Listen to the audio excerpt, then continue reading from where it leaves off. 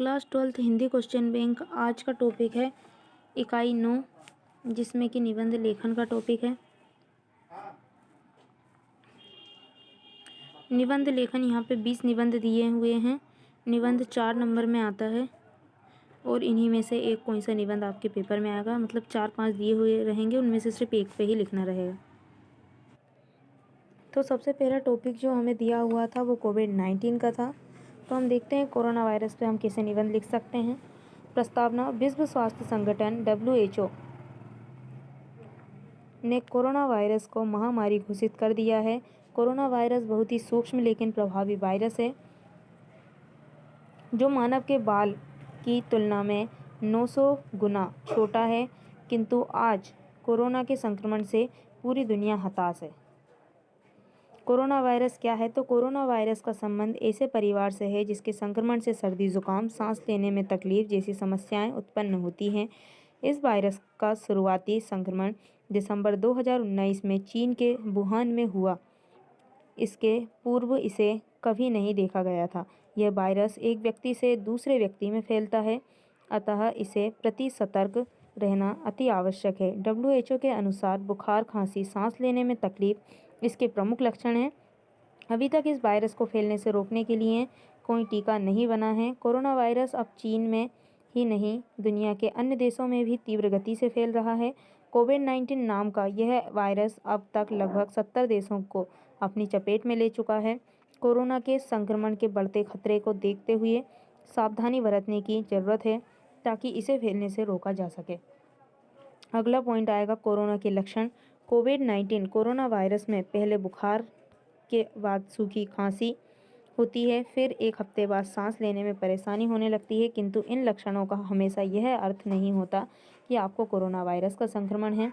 Corona virus के गंभीर मामलों में निमोनिया, सांस लेने में बहुत ज़्यादा परेशानी, किडनी फेल होना और कभी-कभी व्यक्ति की मौत तक हो जाती है।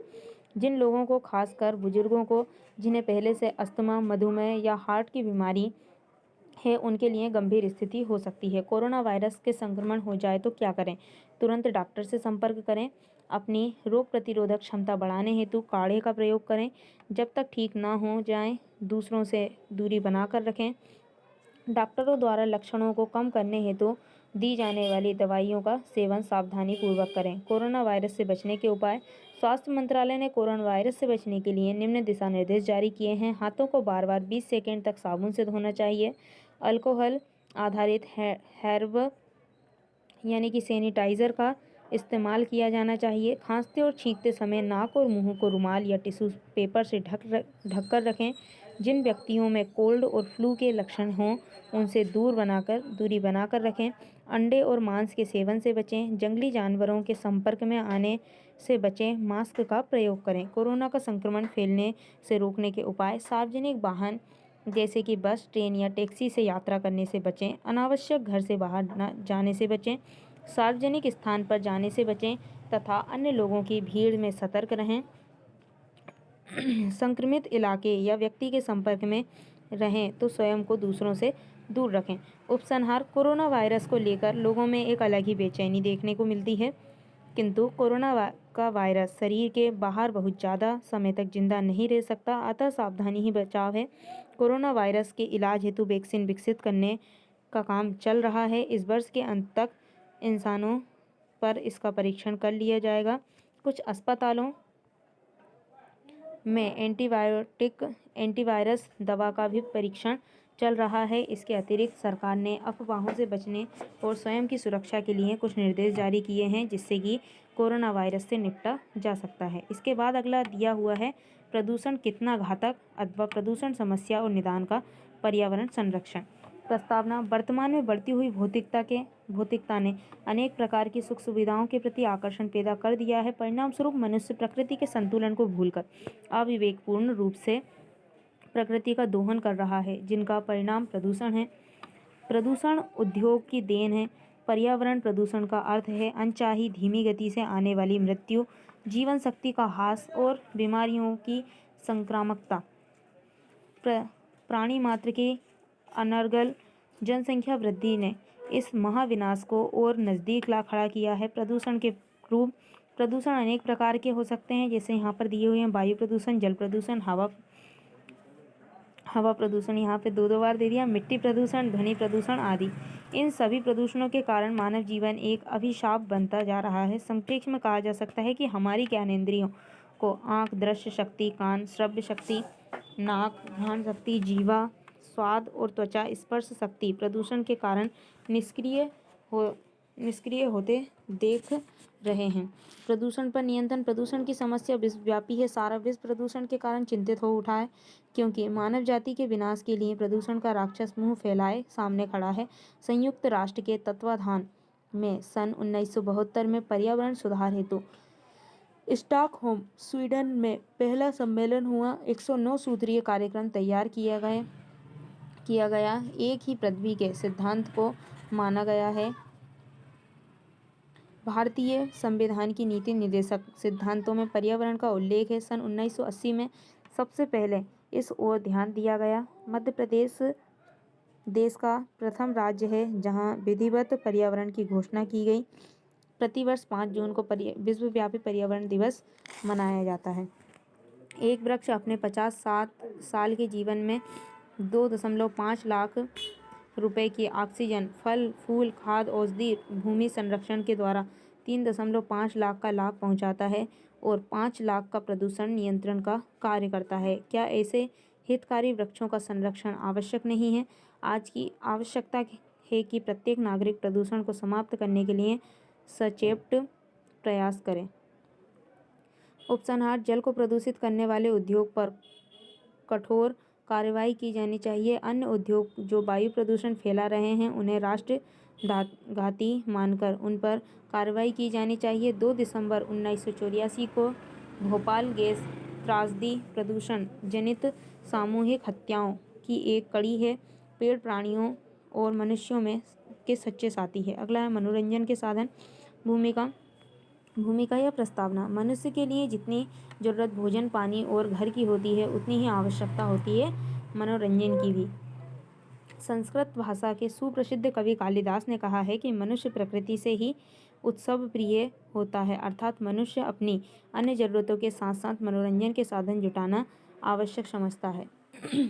आज के साधन। प्राचीन काल में तरह तरह के त्योहारों का जन्म अवश्य ही इसलिए हुआ होगा कि लोग लगातार एक प्रकार का कार्य करते करते ऊब महसूस करते होंगे और मन को फिर से ताज़ा करने के लिए किसी न किसी उपाय की जरूरत हुई होगी। समय बिताने के साथ त्योहारों का स्वरूप बदल गया और हर त्योहार किसी न किसी धर्म, जाति या स्थान से जुड़कर रह गया। फिर जरूरत हुई ऐसे साधनों की जिसका आनंद सभी उठा सकें। मनोरंजन के आज के साधन मनुष्य के इसी प्रयास का नतीजा है। मनोरंजन के प्रमुख साधनों में आज हमारे पास रेडियो, समाचार पत्र, पत्रिकाएं, दूरदर्शन, सिनेमा, कंप्यूटर, मेला, थिएटर, नृत्य, वाद्य यंत्र तथा कई प्रकार के खेल हैं। आज हम घर में बैठे बैठे पत्र पत्रिकाएं पढ़ रहे हैं या पढ़ सकते हैं और आराम से बैठकर टीवी और कंप्यूटर पर अपने मनपसंद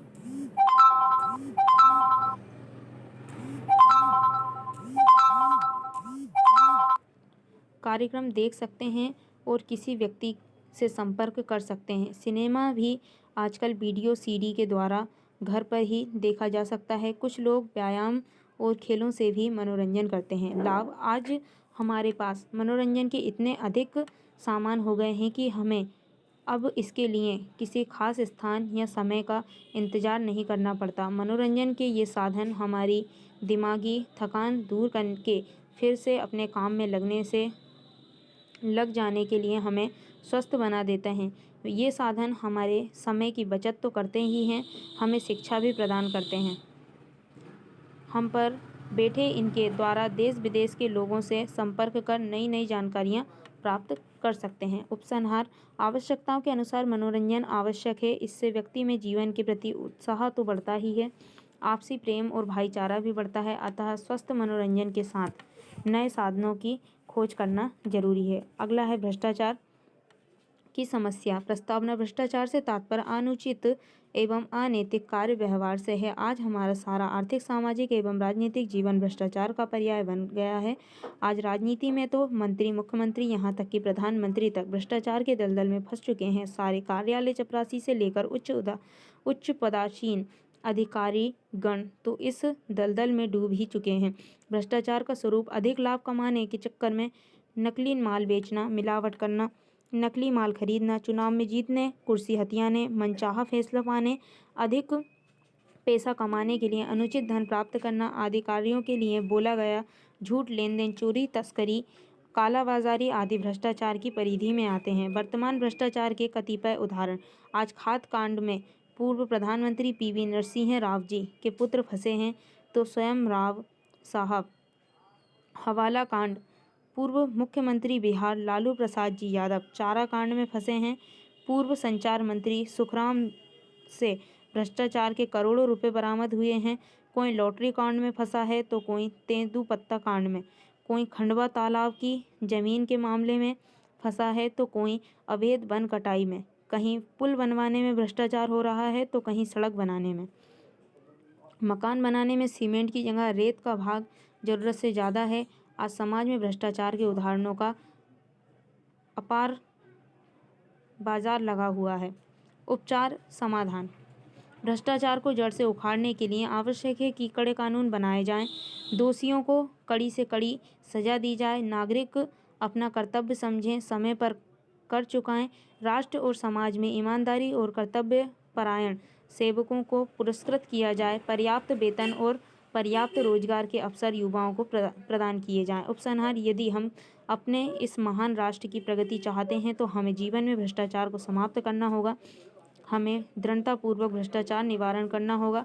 सरकार को भ्रष्टाचारियों को कठोर दंड देना चाहिए और जनता को ऐसे लोगों का सामाजिक बहिष्कार करना चाहिए। शिक्षा का प्रसार किया जाए और जनता को अधिकारियों से परिचित कराया जाए और प्रशासन में पारदर्शिता एवं समय सीमा में कार्य करने की पद्धति लागू की जाए, तभी देश की भ्रष्टाचार से मुक्त कराया जा सकता है। स्वावलंबन प्रस्तावना। ईश्वर ने हमें अनमोल मानव शरीर दिया है। गोस्वामी तुलसीदास जी। यह कथन बहुत ही स्वाभाविक है कि बड़े भाग मानुष तन पावा।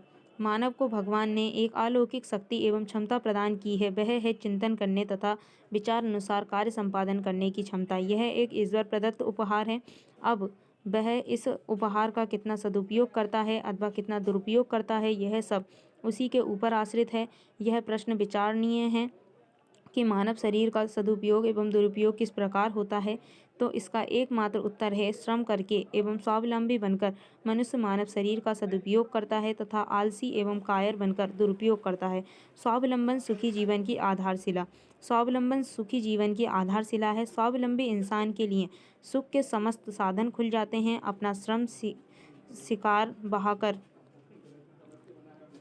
संध्या समय जब मजदूर श्रांत होकर भोजन करने बैठता है तो उसे रूखे सूखे भोजन में भी अमृत तुल्य स्वाद का अनुभव होता है। स्वयं उपार्जित धन चाहे कितना भी अल्प हो, अपरिमित आनंद एवं आत्मसंतोष प्रदान करता है। स्वावलंबन आत्मविश्वास को जागृत करता है, मानव को उसकी असीमितता का भी आभास कराता है। स्वावलंबी इंसान किसी भी वस्तु को प्राप्त करने के लिए किसी अन्य का मुंह नहीं ताकता। पारिश्रमिक मानव की दशा। पारिश्रित मानव मनचाही वस्तु को प्राप्त करने में असफल ठहरता है। उसका जीवन कुंठित एवं निराशा के कोहरे से आवृत रहता है। यह भाव शून्य हो जाता है। दूसरे पर निर्भर रहने वाले मानव को सोचने समझने की क्षमता का ह्रास हो जाता है। स्वावलंबन में बाधा के कारण। स्वावलंबन में बाधा का प्रमुख कारण मानव का प्रमाद है। आलस्य ही मनुष्याणाम शरीरार्थो महान रिपु। मानव आत्मनिर्भर हुए बिना सुखपूर्वक जीवन यापन नहीं कर सकता। आलस्य में निमग्न रहकर देव की रट लगाने से तो देव सहायता करने से रहे। देव उसी की सहायता करते हैं जो अपना काम स्वयं संपादित करने के लिए कमर कसकर तैयार रहते हैं। अंग्रेजी में एक कहावत इस संदर्भ में अवलोकनीय है, God help those who help themselves. अर्थात भगवान उन्हीं की सहायता करते हैं जो स्वयं अपनी सहायता आप करते हैं। स्वावलंबी समाज अनुकरणीय। जो समाज स्वावलंबी होते हैं वह अनुकरणीय माना जाता है। स्वावलंबी मानव महापुरुष के पद पर प्रतिष्ठित होता है। महात्मा गांधी, लाल बहादुर शास्त्री आदि ऐसे अनेक महापुरुष हैं जिन्होंने बाल्यकाल से ही स्वावलंबन का आश्रय ग्रहण करके अपने जीवन को बुलंदियों तक पहुंचा दिया। स्वावलंबन का बहुआयामी स्वरूप। आज यदि प्रत्येक मानव स्वावलंबी बनने का प्रयास करे तो समाज की समस्त विषमताएं समाप्त हो जाएं। आर्थिक क्षेत्र में प्रगति का स्रोत स्वावलंबी ही है। आत्मनिर्भर बनने के लिए सरकारी नौकरियों की आवश्यकता नहीं है, अपितु समाज में आज भी अनेक ऐसे क्षेत्र हैं जहां कार्य करके मानव धन अर्जित कर सकता है। युवक आज नौकरियों के पीछे अंधे की भांति दौड़ लगा रहा है। भारत की निर्धनता के पीछे इस भावना का प्रमुख हाथ है कि युवा ऊंची नौकरियों के सपने तो देखता है, परंतु अपने खेतों को नई तकनीक से उर्वर बनाने के संबंध में नहीं सोचता।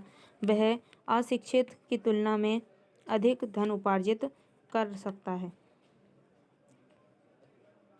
भारत के निमित्त स्वावलंबन परम आवश्यक। हमारे देश के मानवों के हृदय में स्वावलंबन की भावना का जागृत होना नितांत आवश्यक है। स्वावलंबन सुख का अक्षय कोष है। हमें बालकों के मनमानस में स्वावलंबन की भावना का बीजारोपण बाल्यकाल से ही करना चाहिए। व्यर्थ में समय नष्ट करने की अपेक्षा छोटा मोटा कार्य करना उत्तम है। श्रमशील मानव अपने भाग्य के भरोसे बैठकर आंसू नहीं बहाता है। श्रमशीलता से ही स्वावलंबन की ओर कदम बढ़ाए जा सकते हैं। हमारे देश के हास का प्रमुख कारण स्वावलंबन से दूर भागना है। हम व्यर्थ बैठकर गप वाद विवाद में समय तो नष्ट कर सकते हैं, परंतु कार्य करने का नाम सुनकर हमें लकवा सा मार जाता है। इस भावना का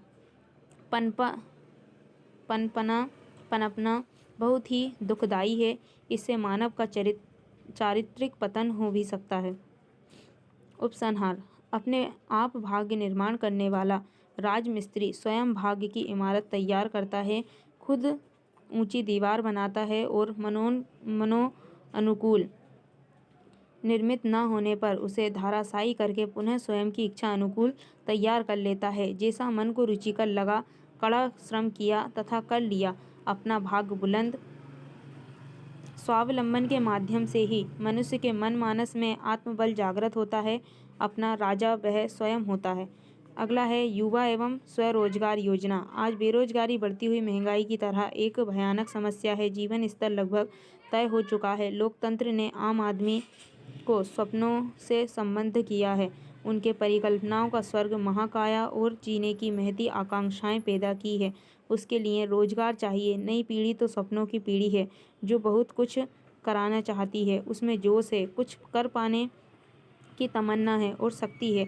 जरा कल्पना कीजिए कि जीवन के सुंदर स्वप्न बुनने वाला जब बेकारी की दहलीज पर खड़ा सूखे आसमान पर चटकती धरती की ओर देखता है या देखेगा, तब उसके अंतर्मन पर क्या बीत रही होगी। उसके सृजित आत्मविश्वास, उम्मीद और सपनों पर क्या बीत रही होगी। क्या उसके सामने स्याह अंधेरा समुद्र की तरह उछाले नहीं ले रहा होगा।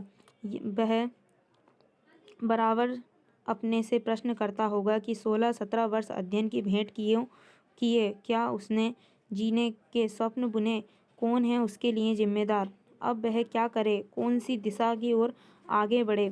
चारों तरफ नो वैकेंसी की तख्ती लटकी हुई है।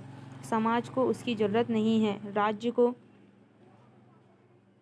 उसकी ज़रूरत नहीं है, परिवार के लिए वह भार है।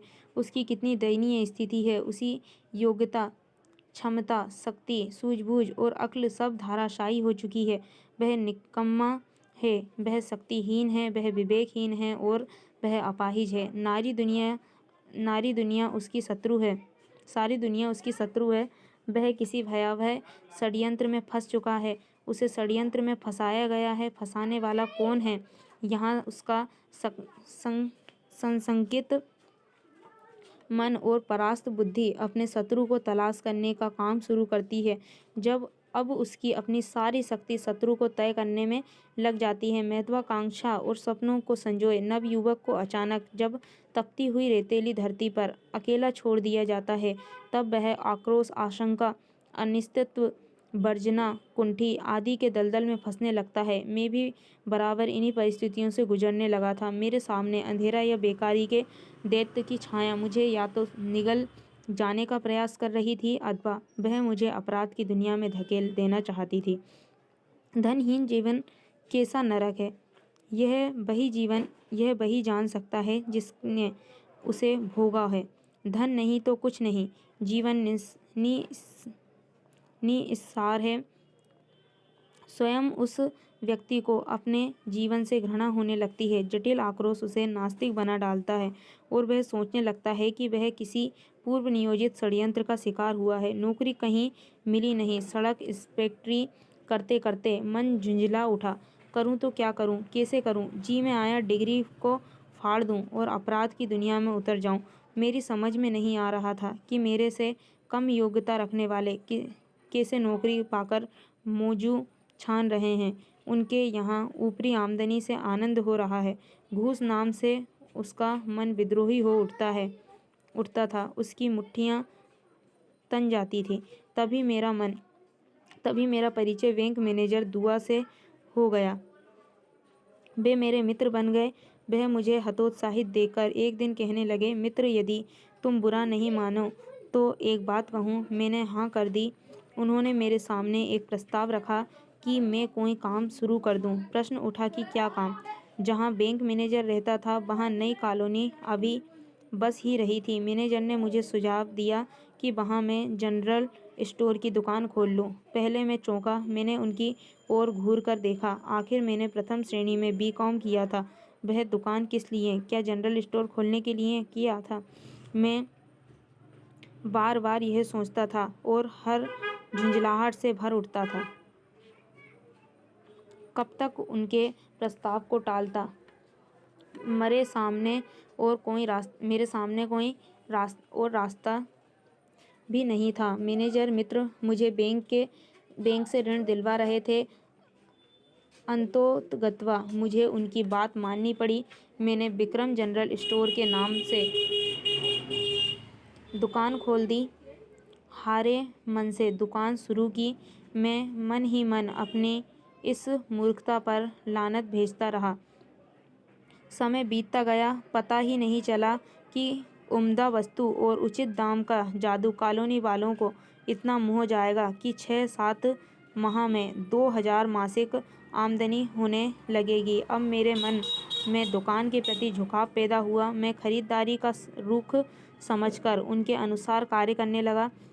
मेरी समझ में अब उपभोक्ता की प्रकृति आने लगी थी। उपभोक्ता संस्कृति को मैं समझने लगा। फलतः दुकान चल निकली। मेरी समझ में बेकारी की समस्या का हल आ गया। हम क्यों नौकरी के पीछे दौड़ें? क्यों नहीं स्वरोजगार की ओर कदम बढ़ाएं? स्वरोजगार का यह प्रयास मुझ में नई शक्ति भरने लगा। मैं फिर से अपने में ताजगी का अनुभव करने लगा। मेरे में न अब कुंठा रही और न फिजूल का आक्रोश। आज नौकरी के प्रति लोगों में पहले जैसा झुकाव नहीं रह गया। शिक्षित व्यक्ति की यह समझ में आने लगा कि वह प्राप्त शिक्षा का अपने व्यवसाय या कार्य में प्रयोग खासा लाभ उठा सकता है, जो निसंदेह नौकरी की अपेक्षा कालांतर में अधिक लाभदायक सिद्ध हो सकता है। अगला है स्वास्थ्य का महत्व प्रस्तावना। मानव जीवन का सच्चा सुख उसके स्वास्थ्य में निहित है। स्वस्थ मानव ही संसार में हर प्रकार के सुख भोग सकता है। उत्तम स्वास्थ्य के कारण वह जटिल से जटिल कार्य भी सरलता से कर सकता है। स्वस्थ मनुष्य में अदम्य साहस, उत्साह और धर्म की भावना प्रचुर मात्रा में भरी होती है। उसमें आत्मविश्वास होता है, जिस कारण उसका हृदय सदैव फूलों के समान खिला रहता है। स्वास्थ्य अनमोल खजाना। इसके विपरीत जिन व्यक्तियों के पास स्वास्थ्य रूपी खजाना नहीं होता है, वह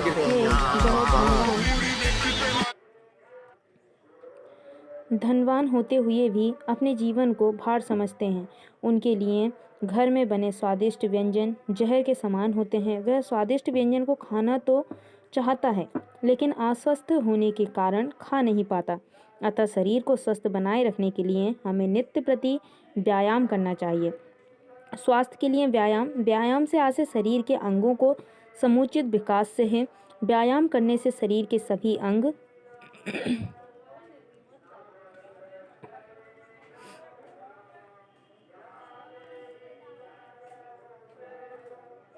इसके बाद लिखेंगे कि कोई भी व्यक्ति तभी स्वस्थ रह सकता है जब वह व्यायाम करे। व्यायाम जैसे खेल कूद, नाचना, तैराकी, दौड़ना आदि। किंतु ये सब हर व्यक्ति के लिए आसान नहीं है। हर व्यक्ति की परिस्थितियाँ एवं शारीरिक दशा अलग अलग होती है। तो ऐसे लोगों के लिए सबसे सरल और आसान तरीका है प्रातःकाल की सैर। प्रातःकाल की सैर से मन प्रफुल्लित एवं तन स्वस्थ रहता है। सुबह सुबह वृक्ष वनस्पति ऑक्सीजन छोड़ते हैं, तापमान भी कम रहता है, वातावरण प्रदूषण भी नहीं रहता, शुद्ध ऑक्सीजन से फेफड़ों की कार्य क्षमता बढ़ती है। इससे व्यक्ति का मन तरोताज़ा हो जाता है, शरीर का आलस्य दूर हो जाएगा और भीतर ताजगी भर जाती है। इसी ताजगी के बल पर मनुष्य दिन भर अपने कार्यों में चेतना एवं मन में आनंद धारण कर पाता है। ना तो वह निराशा का शिकार होता है और न ही अपने कार्यों से भी जी चुराता है। इस प्रकार स्वस्थ और प्रफुल्लित होकर मनुष्य अथक परिश्रम करता है और जीवन के हर क्षेत्र में सफल होता है। प्रातःकालीन सैर करने के लिए हमें कुछ बातों का पालन अवश्य करना चाहिए। पहला कि प्रातःकालीन सैर सदैव सूर्योदय से पूर्व होनी चाहिए। सूर्योदय के पश्चात इसका लाभ हमें नहीं मिल सकता। सैर करने के लिए खुला व हरा भरा वातावरण होना चाहिए। सैर के समय तेज चाल से चलना चाहिए और साथ साथ बाजुओं को भी हिलाना चाहिए। गहरी गहरी सांसें भरें किंतु सांस धीरे छोड़ें। सैर में चलते समय बात नहीं करना चाहिए। निरर्थक चिंताओं से मुक्त रहना चाहिए। जोर जोर से हंसना चाहिए यानी हास्यासन करना चाहिए। इससे हमारे फेफड़ों एवं ग्रीवा का व्यायाम होता है। प्रातः यदि हरी घास पर नंगे पैर कुछ देर चलें तो आँखों की रोशनी बढ़ती है, किंतु ठंड में महीने में नहीं, क्योंकि यह नुकसानदायक हो सकता है। अगला जो टॉपिक है वो है सह शिक्षा का। तो प्रस्तावना, नारी और पुरुष दोनों को ही शिक्षा लाभ करने का समान अधिकार है। आज महिला शिक्षा के विकास के परिणाम स्वरूप बड़ी संख्या में लड़कियों को शैक्षणिक संस्थाओं में प्रवेश करते देखा जाता है। आधुनिक युग में शिक्षा के लक्ष्य और दृष्टिकोण पूरी तरह से बदल गए हैं। इसलिए शिक्षित और जागरूक माता पिता अपने बेटों और बेटियों को समान रूप से पढ़ाने के लिए देखते हैं और दोनों को शिक्षित करते हैं और इसकी जिम्मेदारी भी लेते हैं। नारी शिक्षा के प्रसार की देखते हुए केवल महिलाओं के अध्ययन के लिए कुछ विशेष संस्थान भी बनाए गए हैं, लेकिन कुछ अन्य संस्थानों में लड़कों और लड़कियों दोनों को अध्ययन करने का अवसर मिलता है। उन सभी संस्थानों की शिक्षा प्रणाली को सह शिक्षा कहा जाता है। संक्षेप में हम कह सकते हैं कि यह समझा जाना चाहिए कि सह शिक्षा उन शैक्षिक संस्थानों में प्रचलित है जहाँ लड़के और लड़कियाँ एक साथ शिक्षा का लाभ ले सकते हैं। सह शिक्षा का अतीत और वर्तमान। यद्यपि प्राचीन भारत में प्राचीन नारी शिक्षा का व्यापक रूप से प्रचलन नहीं था। उस समय नारी शिक्षा की एक बैठक होती थी। उस समय केवल उच्च जाति वाली महिलाओं को अध्ययन करने का अवसर मिलता था। यहाँ तक कि गुरुकुल आश्रम में भी सह शिक्षा प्रचलित थी और लड़कियों लड़कों की तरह अध्ययन करने के लिए आश्रम में रहते थे। बेशक इन आवासीय आश्रम स्कूलों में लड़कियों के रहने के लिए विशेष सुविधाएं थी और आश्रम के प्रत्येक कार्यक्रम को सख्त नियमों, अनुशासन और संयम द्वारा नियंत्रित किया जाता था। मध्य युग में महिलाओं की शिक्षा हतोत्साहित कर रही थी और सार्वजनिक जागरूकता की भारी कमी थी। आजकल महिलाओं की शिक्षा की आवश्यकता को पूरा किया गया है, इसलिए अब यह देखा जा रहा है कि कई लड़कियां अध्ययन कर रही हैं, चाहे वह विशेष स्कूली लड़कियों के लिए स्थापित हो या उन संस्थानों में जहाँ सह शिक्षा प्रचलित हो। विभिन्न स्तरों पर सह शिक्षा स्वतंत्रता के बाद के भारत में शिक्षा को बढ़ावा देने के लिए कई शैक्षणिक संस्थान स्थापित किए गए हैं। स्तर